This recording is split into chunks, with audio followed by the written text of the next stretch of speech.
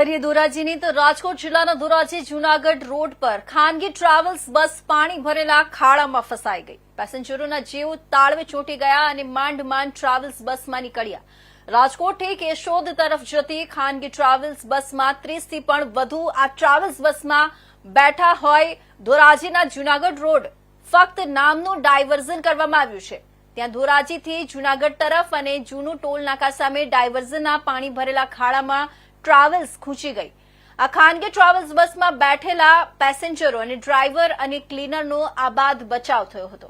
1.5થી 2 કલાક સુધી પેસેન્જરોને રાહ જોવી પડી હતી અને પોતાની જગ્યાએ જવા માટે પહોંચી ન શક્યા।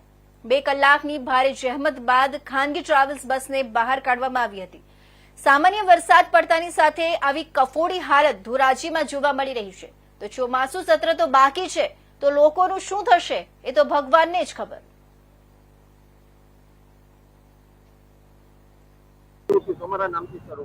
મારું નામ સોનલબેન છે। અમે રાજકોટ થી કેશોદ જતા હતા અને બસ અમારે ખાડામાં હલવાઈ ગઈ છે, એટલે અમે માંડ બચી આવી થાય છે। જીવનો જોખમ તો સાહેબ હાવ અધર ચડી ગયા હતા, જીવ એને માંડ નીકળ્યા છે। 40 થી 50 હશે। હા, મહા મુસીબતે નીકળ્યા।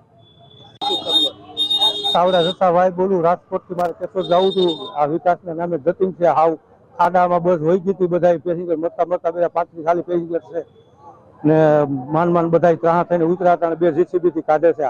તંત્ર હાવ એના નામે જતીન કરે, અહીંયા હાવ અંદર કિશોરમાં ખાડામાં બસ ફૂટી ગઈ। કેવી રીતના બસ ફૂટી? ઓછી થાની અમે બધા બેઠા હતા બસમાં, ઓછી થાની આમ ફૂટી ગઈ, આમ હાલી જ ગઈ બસ ખાડામાં, એક સાઈડ નમી ગઈ। જીવનું જોખમ હતો, મરતા માન બેઠા। 2 જણા તો ઉપરથી ઠેકડા મારીને પડતા બેસ્યા। બીજા માળે હતા બસમાં, ત્યાંથી પડતા બેસ્યા। તો આ તરફ વાત કરીએ અરવલ્લીની